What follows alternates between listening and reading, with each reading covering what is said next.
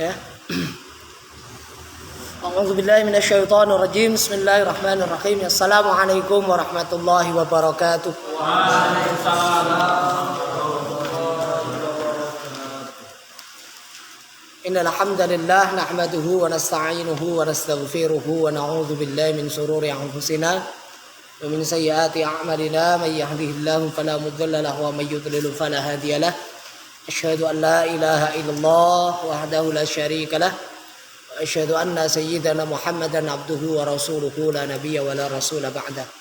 Allahumma shalli wa sallim wa barik ala sayyidina wa habibina wa maulana Muhammadin miftah babi rahmatillahi adada ma fi ilmillah salatan wa salaman daimaini bidawami mulkillah. Amma ba'd. Teman-teman semuanya, yang pertama kali mari kita tidak lupa untuk selalu bersyukur kepada Allah. Di kesempatan hari ini kita bisa ketemu, kita bisa bertemu kembali untuk melanjutkan kegiatan kajian kita, yaitu kegiatan kajian kitab ilmu hadis. Kita menggunakan referensi kitab Qawaidul Asasiyah fi Ilmi Mustalahil Hadis, karangan dari Al-Alim Al-Alamah Sayyid Muhammad bin Alawi Al-Maliki Al-Hasani.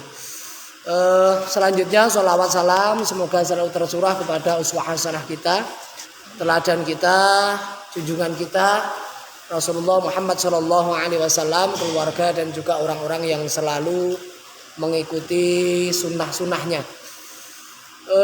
Sebelumnya mari kita awali, kita buka kajian kita dengan membaca surah Al-Fatihah liridza'illahi ta'ala bi syafaat Rasulillah sallallahu alaihi wasallam ila hadratin Nabiyil Mustafa sallallahu alaihi wasallam wa alihi wa azwajihi wa auladihi wa dzurriyyatihi. Tsumma Al-Fatihah khususan ila muallif hadzal kitab Syaikhul Al-Fatihah. A'udzu billahi minasy syaithanir rajim. Bismillahirrahmanirrahim. Alhamdulillahi rabbil alamin. Ar-Rahmanir Rahim. Maliki yaumiddin. Iyyaka na'budu wa iyyaka nasta'in. Ihdinas siratal mustaqim. Siratal ladzina an'amta 'alaihim ghairil maghdubi 'alaihim waladdallin. Alhamdulillahirabbil alamin. Kita masih akan membahas di pasal tentang keutamaan ilmu hadis dan juga kemuliaan dari ahli hadis ya. Kita akan membahas di hadis yang ketiga. Nah, hadis yang ketiga ya. Sudah ketemu semuanya? Oke. Baik. Qala Rasulullah sallallahu alaihi wasallam ya. Qala wis paring dawuh ya, telah bersabda Rasulullah sallallahu alaihi wasallam, yakhmilu ya, yakhmilu itu membawa ya, membawa atau mentransformasikan,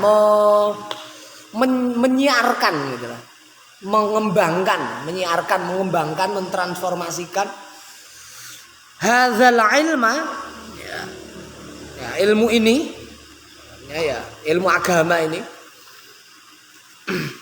atau ilmu hadis min kulli khalafin ya, min kulli dari setiap khalafin generasi uduluhu ya, itu orang-orang yang adil, orang-orang yang adil.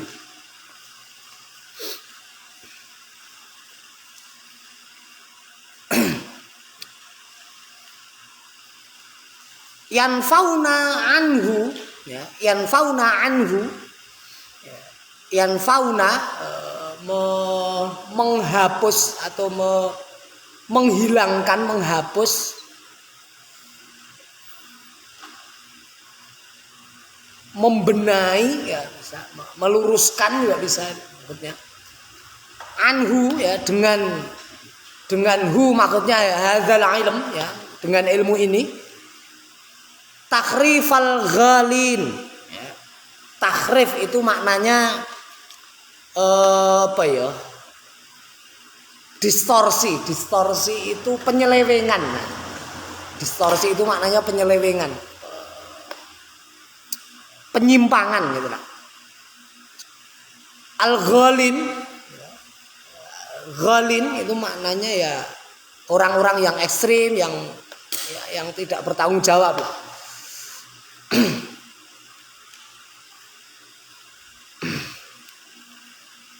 Wantihalal mubtilin ya, dan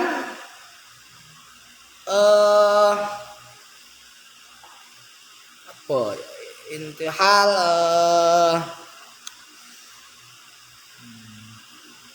apa iki pengakuan atau ya keterangan dari al-mubtilin. Mubtilin itu maknanya ya orang-orang yang batin.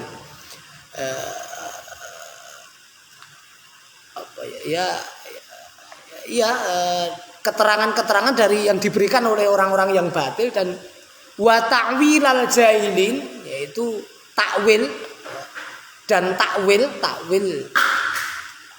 pemaknaan gitulah. Takwil ya pemaknaan, keterangan, penjelasan, penafsiran juga bisa. Al jahilina, orang-orang yang bodoh. Nah, itu terjemahannya. Nah, hadis ini menerangkan tentang ya, wa fi hadzal hadis bayanu adalatu ahlul hadis, bahwa hadis ini menjelaskan tentang adalah keadilan dari ahli hadis atau ahli agama, orang yang memang konsen dalam, orang yang memang punya punya ilmu yang benar dalam hal agama. Jadi kalau kita melihat hadis ini disebutkan oleh Rasulullah Shallallahu Alaihi Wasallam bahwa di dalam setiap generasi itu ilmu agama ini akan selalu dibawa oleh orang-orang yang adil. Termasuk ilmu hadis ini dapat diterima manakala dibawa oleh orang-orang yang adil. Ya, oleh orang-orang. Nah, adil di sini jangan samakan adil ini dengan apa ya? Adil adalah dalam konteks ilmu hadis itu jangan disamakan dengan adil dalam pengertian bahasa Indonesia. Kalau bahasa Indonesia kan adil itu dimaknai dengan tidak berat sebelah, ya, tidak ekstrim ke kanan, tidak ekstrim ke kiri, ya, di tengah-tengah. Tapi adil di dalam konteks ilmu hadis itu adalah orang yang dalam konteks ilmu hadis itu orang yang memiliki sifat yang baik dalam agama.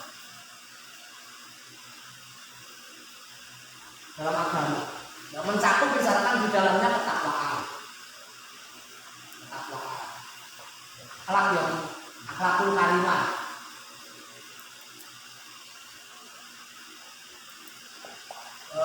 Istiqomah dalam beragama. Benar dalam keyakinan.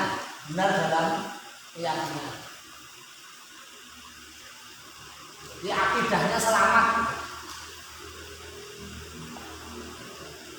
Selamat dari apa ya? Selamat dari akidah-akidah yang menyimpang.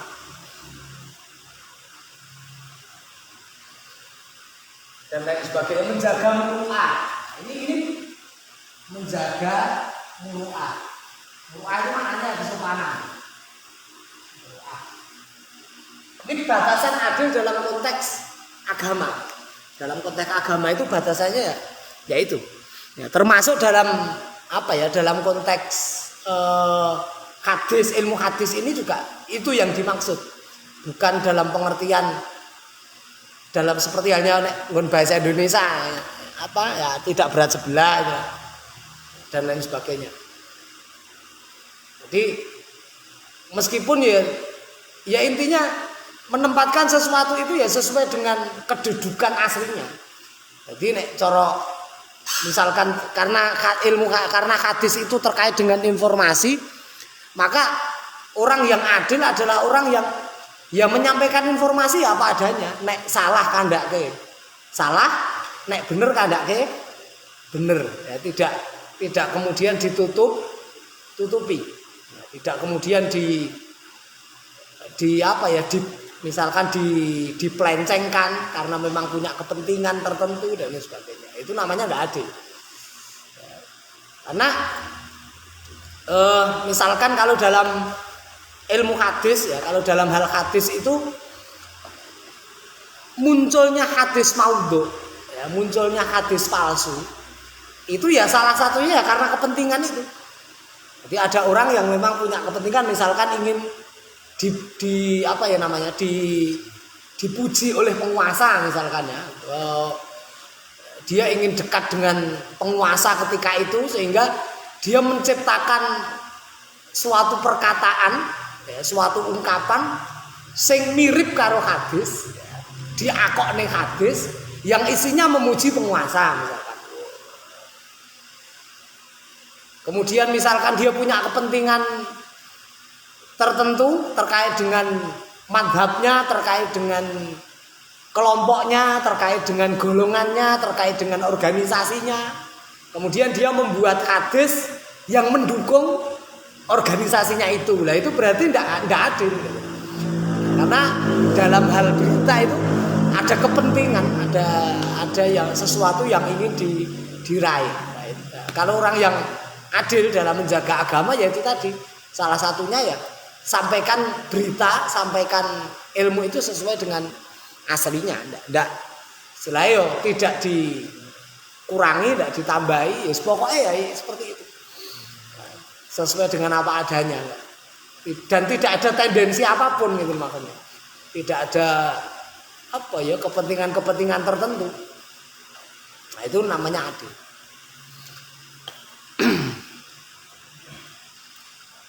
Jadi adil itu orang yang dalam dirinya terpancar sifat-sifat yang mendorong kepada ketakwaan yang baik dalam agama, ya, menjaga muru'ah dan lain sebagainya, akhlaknya baik dalam setiap tingkah lakunya. Maka seorang muhaddis ya, seorang yang ahli hadis itu kita bisa lihat dari akhlaknya. Wong ahli hadis tenanan itu akhlaknya pasti baik. Sing ahli hadis tenanan, kecuali yang ahli hadisan ya, sembuh. Ya, kalau ahli hadis tenanan, ya pasti akan karena kalau dulu dalam hal periwayatan hadis itu periwayatannya bisa diterima ketika pembawanya itu ya salah satunya itu tadi bisa menjaga muru'ah, kemudian istiqomah dalam ibadah dan lain sebagainya, akidahnya baik dan lain sebagainya.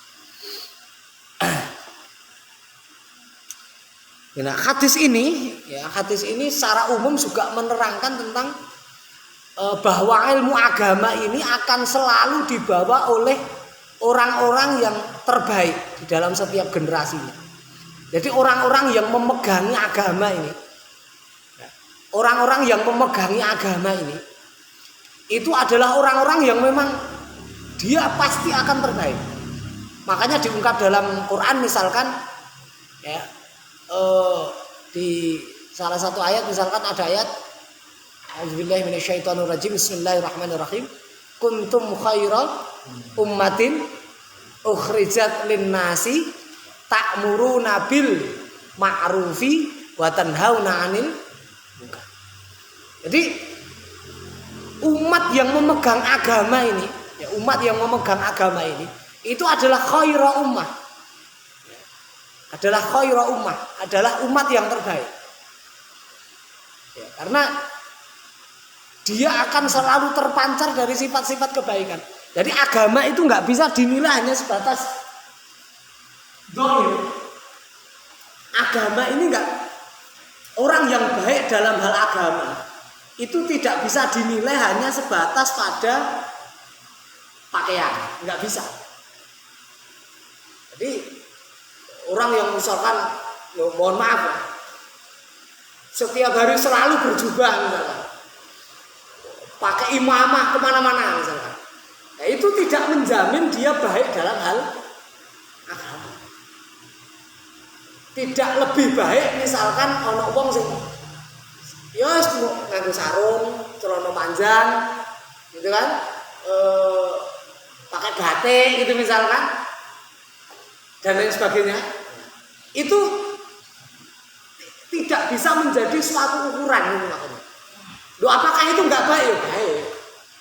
Ya, kalau berbicara soal baik dan tidak baik, baik. Ya, karena itu identitas. Ya, karena itu identitas. Tetapi untuk mengukur tentang kualitas agama tidak bisa diukur dari pakaian. Ya, ukuran agama itu apa? Ya salah satunya adalah ini ukurannya.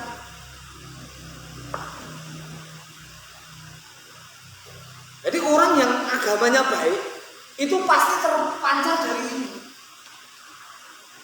Terpancar dari ini. Karena semua ibadah yang dilakukan oleh orang yang beragama, ya khususnya kita karena kita agama Islam ya, semua ibadah yang diperintahkan di dalam Islam itu unjer, unjer itu goalnya, poinnya. Jadi entah itu sholat, kemudian puasa, zakat, kemudian haji, itu semuanya punjernya di sini. Punjernya di sini. Goalnya itu di sini. Ketika misalkan bahwa sholat itu diungkap tanha 'anil fahsya wal munkar, itu kan berarti kan ini sholat. Kemudian puasa itu la'alakum tattaqun, untuk menjadikan kita menjadi pribadi yang bertakwa, menjadikan kita menjadi pribadi yang peduli pada sesama, iso ngrasake kesulitan orang lain. Ya, artinya piye to nek wong iki ngelih iki rasane kepiye kan gitu. Sehingga dengan begitu kita akan menjadi orang yang dermawan, ya orang cetil, ya peduli dengan tetangga, dengan sesama dan sebagainya. Berarti kan punjernya di sini. Kemudian zakat itu jelas, ya, kita memberikan sebagian harta kita dari orang yang kaya, memberikan hartanya kepada orang yang miskin. Berarti kita perhatian pada orang yang tidak mampu, orang yang miskin. Itu kan akhlak. Haji ketika misalkan diungkap di dalam ikhya itu, bahwa salah satunya misalkan di ikhramnya, orang yang ikhram itu kan semuanya pakai pakaian putih semuanya kan. Nggak ada yang wong ikhram kok meskipun dia pejabat kemudian nganggo batik misalkan kan rene. Ya, misalnya presiden terus ikhrame, pakaian ikhrame batik, nanti yang kiai pakaian ikhramnya jubah putih warna putih misalkan, terus sing gur jenenge gur tukang sapu misalkan, pemulung misalkan nganggo karung goni misalkan yang dijahit kan enggak ada. Semuanya sama. Lah berarti apa? Ya, dengan haji itu salah satu yang mengajarkan kita pada persamaan kedudukan manusia di mata Tuhan atau di mata Allah. Bahwa Allah itu tidak memandang pada suwarikum, tidak memandang pada fisik, tidak memandang pada pakaian, tapi yang dipandang adalah hati. Nah, hati itu kaitannya dengan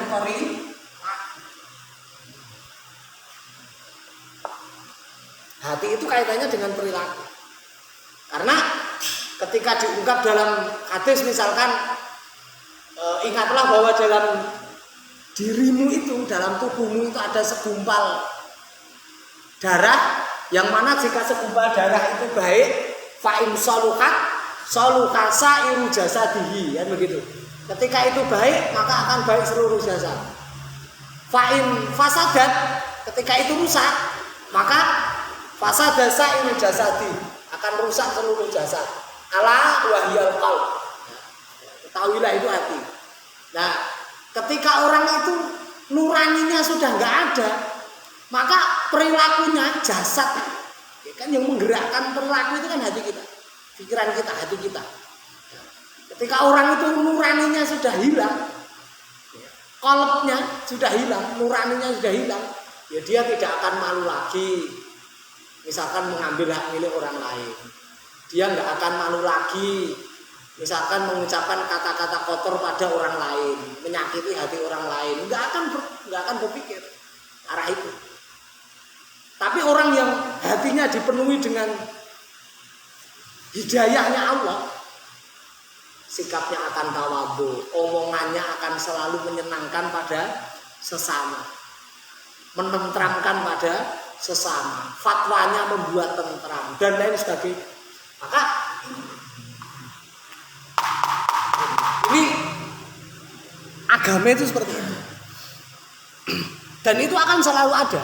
Di setiap generasi akan selalu ada.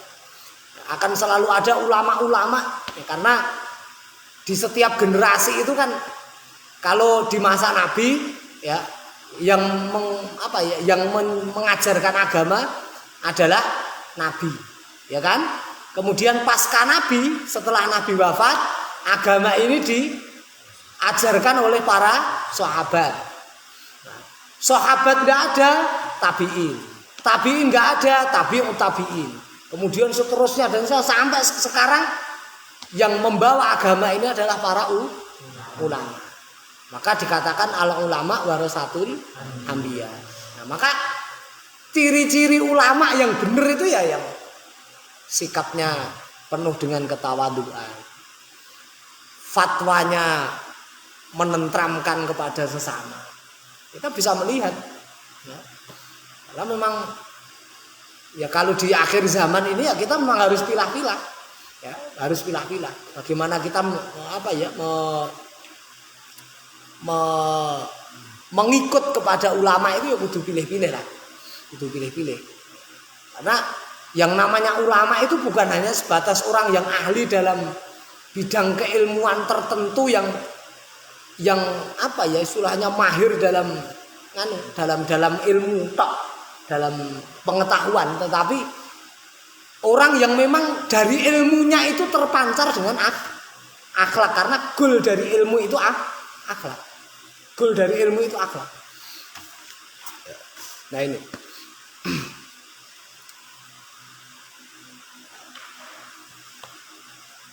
Dan di dalam setiap generasi orang-orang yang adil seperti itu ya dia akan selalu menjadi as-sawadul a'dham, generasi atau kelompok mayoritas. Maka kita disuruh untuk mengikuti as-sawadul a'dham. Siapa itu? Ahlus sunnah wal jamaah.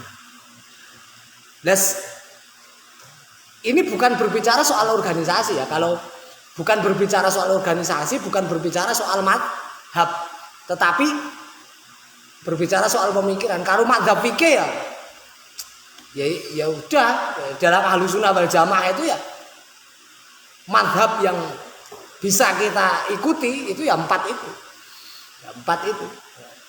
Itu mazhab yang bisa kita ikuti. Nah, artinya perbedaan dalam hal mazhab itu tidak menjadikan seseorang keluar dari ahlu sunnah wal jamaah. Jadi kita nggak bisa kemudian menjudge bahwa apa yang kita yakini ini yang paling ahli sunnah, itu nggak bisa. Kalau itu masih dalam kategori fikih. Artinya pengikut mazhab Hanafi, pengikut mazhab Maliki, pengikut mazhab Syafi'i dan lain sebagainya yang masih dalam kategori mazhab 4 itu masuk dalam kategori ahli sunnah wal jamaah. Nah, sedangkan yang tidak masuk dalam kategori ahli sunnah wal jamaah itu siapa? Ya, yang secara firqah bertentangan dengan keyakinan ahli sunnah wal jamaah. Contohnya misalkan Syiah, Khawarij, Mu'tazilah, Jabariyah, Qadariyah. Nah, itu bukan bagian dari ahli sunnah wal jamaah. Jadi kalau kita berbicara soal ahlu sunnah wal jamaah, jangan kemudian istilahnya dihubungkan dengan organisasi. Ya, misalkan yang paling ahlu sunnah NU, ya nggak bisa. Yang paling ahlu sunnah Muhammadiyah misalkan nggak bisa. Yang paling ahlu sunnah Jamaah Tabligh nggak bisa. Atau yang lainnya. Jadi ahlu sunnah wal jamaah itu ya itu tadi orang yang memang secara keyakinan ya, secara akidah selamat.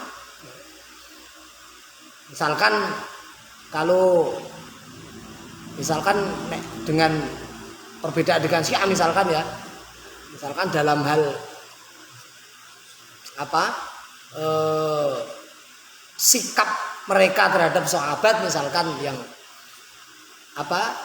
menganggap bahwa sahabat selain Sayyidina Ali ya itu tidak adil dan sebagainya, itu kan jadi masalah kan.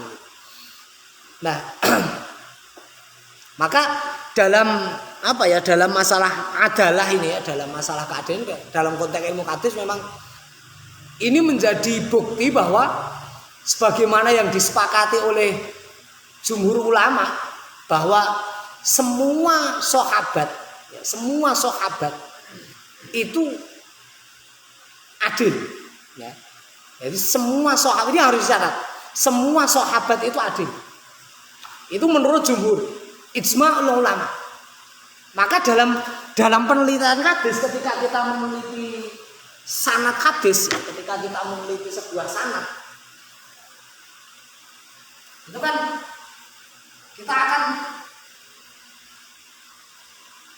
kalau kita gambarkan misalkan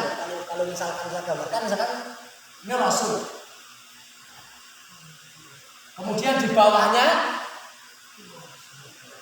yang mendapatkan riwayat dari Rasul adalah sahabat.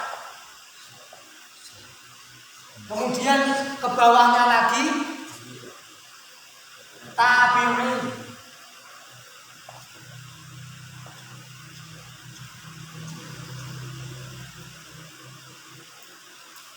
Kemudian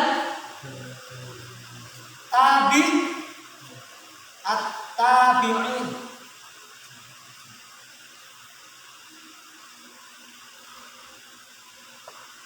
Nah, kemudian ke bawah lagi nanti misalkan langsung kepada mukharrij. Ya, yang menuliskan hadis. Nah, ketika kita meneliti sanad, maka ini enggak diteliti. Ketika kita meneliti sanad hadis, ini enggak kita teliti. Jadi di ini dan ini itu tidak kita teliti ketika kita meneliti hadis. Ketika kita melihat sanad hadis, kalau penelitian hadis itu kan yang pertama kan takhrijul hadis. Takhrij itu apa? Mengeluarkan hadis dari kitabnya, mengeluarkan hadis dari kitab-kitabnya. Artinya misalkan kita meneliti hadis at-tahuru syatrul iman misalkan.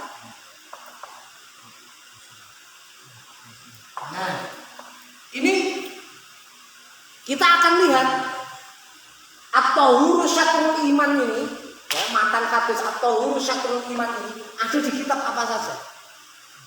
Maka ketika kita meneliti hadis, ya, maka kita butuh mu'jam al-hadis, kamus hadis. Banyak kitab-kitab yang atau atraf dan lain sebagainya. Nah, nanti akan ketemu, oh hadis ini ada di kitab misalkan Bukhari, kemudian Muslim misalkan, Tirmidzi dan lain sebagainya. Nah, setelah itu, ya, itu kan nanti akan ketemu sanadnya. Jadi di Bukhari sanadnya seperti apa, ya, di Muslim sanadnya seperti apa, di Tirmidzi sanad seperti itu, nanti akan kita gabungkan. Jadi nanti bisa misalkan nanti akan ketemu begini misalkan. Ini sahabat juga, sahabat tertentu. Mungkin bisa jadi yang meriwayatkan sahabat di sini misalkan A, di sini B. Nah, kemudian dari sahabat B ini bisa ketemu pada tabi'in yang sama. Artinya sahabat ini, sahabat B dan sahabat A memberikan pada tabi'in yang sama, tapi bisa juga berbeda. Nah, maka nanti akan kita lihat terus sampai di sini. Nah, yang akan kita teliti mulai dari ini. Nah, ini yang akan kita teliti. Terus ke bawah sampai dengan mukharraj. Karena dari tabi'in sampai dengan mukharraj itu belum tentu hanya 2 atau bisa banyak kan, ya, dari sahabat diberikan kepada tabi'in ini kemudian ini berikan kepada ini berikan siapa lagi sampai dengan Bukhari, kemudian dari Nabi ke sahabat ke tabi'in ke fulan sampai dengan Muslim dan seterusnya. Jadi berarti di bawah ini bisa misalkan Al-Bukhari, kemudian bisa Muslim, At-Tirmidzi, Ibnu Majah misalkan, dan seterusnya. Bisa siapa mukharrajnya siapa. Nah, ini yang kita teliti. Kalau ini karena menurut keyakinan Ahlussunnah wal Jamaah itu sahabat ini kulluhum udul, semuanya adil, maka ini nggak usah diteliti. Wes dianggap apik kabeh gitu kan. Nah, yang diteliti mulai dari ini. Diteliti apanya? Nah, pertama dari tanggal atau TTL ya salah. Tempat tanggal lahir. Iya. Jadi kita meneliti hadis itu secara otomatis kita akan goleki tempat tanggal lahirnya perawi, ya, periwayat. Kemudian wafatnya kapan? Goleki. Kemudian gurunya siapa? Gurunya, muridnya.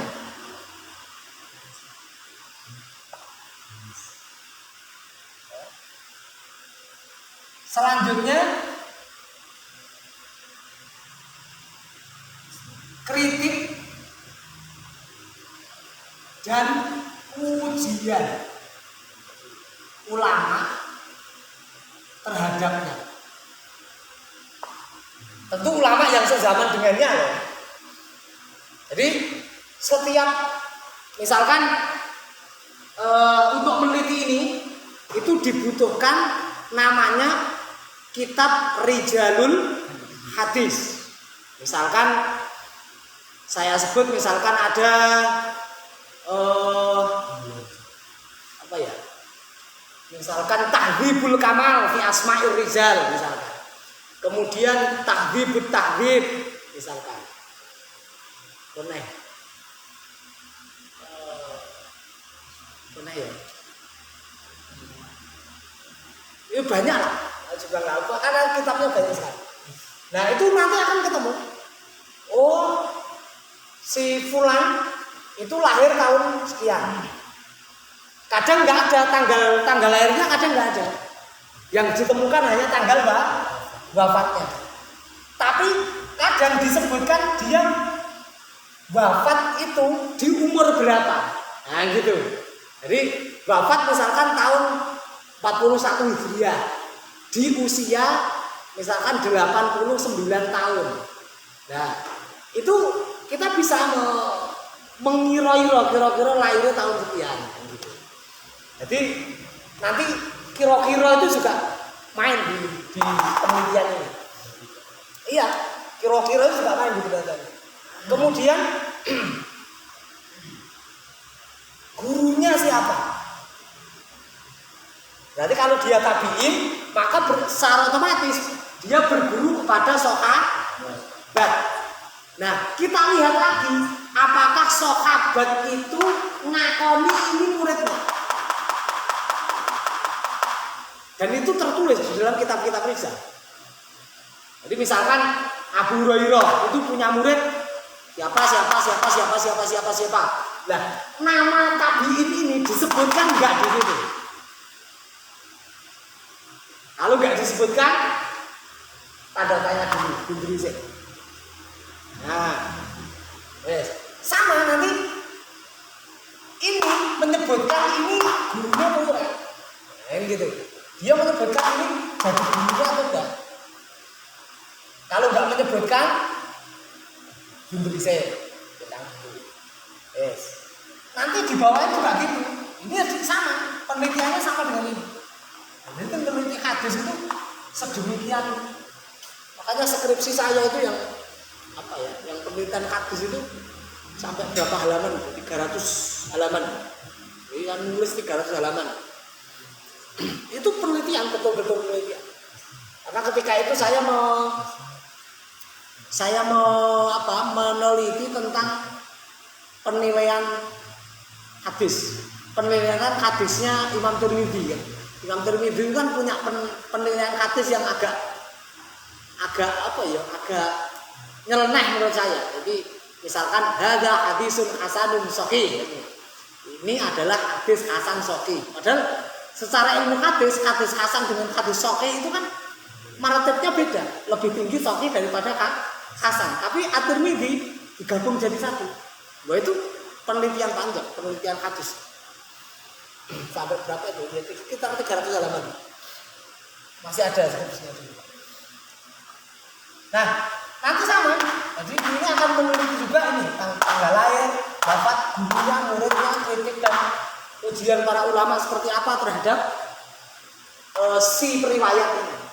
Nah, nanti baru akan ketemu berdasarkan ketersambungan sanad, berdasarkan kritik dan ujian para ulama rijal hadis dan seterusnya. Oh hadis ini sahih, oh hadis ini hasan, oh hadis ini dhaif. Nah jadi ini ya. Jadi dalam penelitian hadis sahabat itu enggak diteliti terkait dengan misalkan jarh wa ta'dilnya enggak ada jarh wa ta'dil untuk sahabat. Yang ada ya di bawahnya. Gitu. Karena itu tadi dalam ijma' ulama Ahlussunnah wal Jamaah mengatakan bahwa sahabat itu kulluhum udul. Semua sahabat itu adil. Jadi meskipun ada yang terlibat di dalam beberapa konflik di eranya. Ya ini yang membedakan dengan Syiah dan Mu'tazilah ya. Kalau menurut Syiah, ya, sahabat yang terlibat dalam perang sifil maka tertolak keadilannya. Artinya periwayatannya enggak diterima. Makanya orang-orang Syiah itu tidak mau menerima sahihnya Bukhari itu nggak mau. Orang-orang Syiah punya hadis sendiri yang lewat imam mereka. Ada imam 12 yang dianggap maksum itu. Itu. Jadi terus membedakan lagi dengan pendapat dari kaum Mu'tazilah yang mengatakan bahwa seluruh sahabat itu adil kecuali yang terlibat dalam pemberontakan kepada Sayyidina Ali. Jadi sahabat yang terlibat dalam pemberontakan pada Sayyidina Ali itu dianggap tidak adil. Ya, tidak adil dalam pengertian ini ya. Dan periwayatannya terhadap hadis tertolak, mardud. Nah, jadi menurut Ahlussunnah, ya, entah itu sahabat yang dulu terlibat dalam fitnah, ya ketika di akhir era, di awal di akhir era Sayyidina Utsman dan di awal era Sayyidina Ali, ya, ataupun yang tidak terlibat, ya, semuanya secara periwayatan diterima karena keadilannya tidak diragukan. Semua sahabat itu adil. Itu Ahlussunnah wal Jamaah. Maka ya kita ya ikut yang Ahlussunnah wal Jamaah itu. Karena memang sudah apa ya, oleh Nabi sendiri itu sudah diungkap dalam banyak riwayat ya, yang bahwa sahabat itu sangat dipuji oleh Nabi. Misalkan bahwa yang terbaik itu adalah di generasiku, kemudian di generasi sesudahnya kan itu. Jadi hadis ini sekaligus menjadi apa ya, menjadi salah satu penguat kepada kita bahwa kita tidak boleh meragukan sahabat, kita tidak boleh meragukan apa ya, adalahnya sahabat. Kita tidak, karena memang dalam keyakinan Ahlussunnah wal Jamaah seperti itu. Berbeda dengan itu tadi keyakinan misalkan di Syiah, di Mu'tazilah itu memang ada beberapa perbedaan. Nah, monggo ya, monggo saja, tapi ya kita tetap ikutnya ya yang Ahlussunnah wal Jamaah. Baik, itu ya. Jadi ini hadis yang ketiga yang berbicara soal pujian terhadap ulama ahli hadis, termasuk pujian kepada para pejuang-pejuang agama yang memang benar-benar memegang agama secara tenanan. Tidak hanya kalau kita bandingkan dengan dengan zaman sekarang ya itu tadi. Memang terkadang kita agak sulit untuk memilah dan memilih terkait dengan siapa ulama yang benar-benar ulama ya. Itu memang kita agak kesulitan di era-era sekarang ini karena itu tadi terkadang banyak kepentingan gitu lah. Jadi ketika ulama itu sudah terkungkung dengan kepentingan tertentu, maka itu akan menjadi berbahaya. Maka sing jenenge ulama itu ya memang dia memang ya harus terbebas dari itu semuanya. Jadi terbebas dari ya kepentingan misalkan politik misalkan. Karena ketika sudah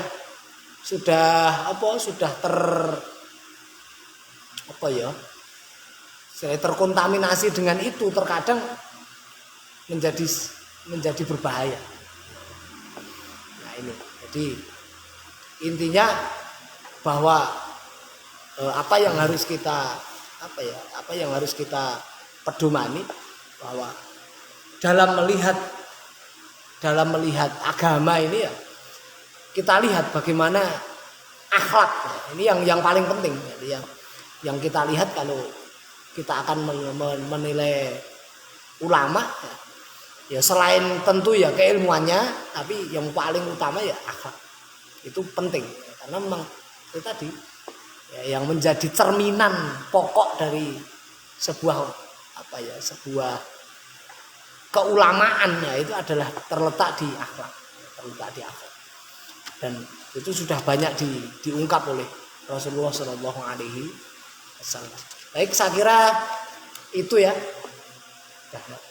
jam 20.15 menit. Ada pertanyaan mungkin? Monggo, silakan. Mukharrid itu orang yang menulis hadis. Ya. Seperti misalkan Bukhari, ya. Kemudian Muslim misalkan, Tirmidzi, itu kan yang mengumpulkan hadis dalam kitab-kitab mereka. Ya. Ada Sahih Bukhari, ada Sahih Muslim. Ada yang lainnya? Monggo silakan. Kalau mungkin ada yang belum jelas terkait dengan pembahasan ini. Ya meskipun saya memang pokoknya kita ngaji nggak usah terlalu nggak usah terlalu apa ya, selain terlalu berat dalam arti yo nggak usah terlalu banyak, nggak usah terlalu banyak. Pokoknya sidik-sidik yang penting ya kita berharap tetap nanti kita bisa selesai lah. Tetap kita bisa selesai. Target kita yang ngatam gitu. Kemudian khatam. Dan nanti tentang keadilan sahabat itu nanti akan juga terbahas di bab bab berikutnya di bab akhir kalau di sini misalkan di halaman 28 kalau di kitab saya ini, karena beda penerbit tentu meskipun kitabnya sama tapi beda penerbit terkadang kan halamannya beda. Bisa dipahami ya?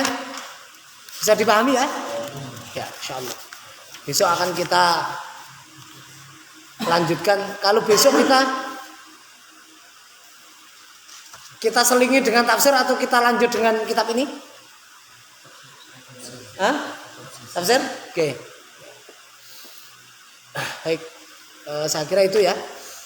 Kita tutup bersama dengan membaca hamdalah. Alhamdulillahirabbil alamin. Terima kasih, semoga bermanfaat. Akhirul kalam wallahul muwaffiq ila aqwamit thoriq. Assalamualaikum warahmatullahi wabarakatuh.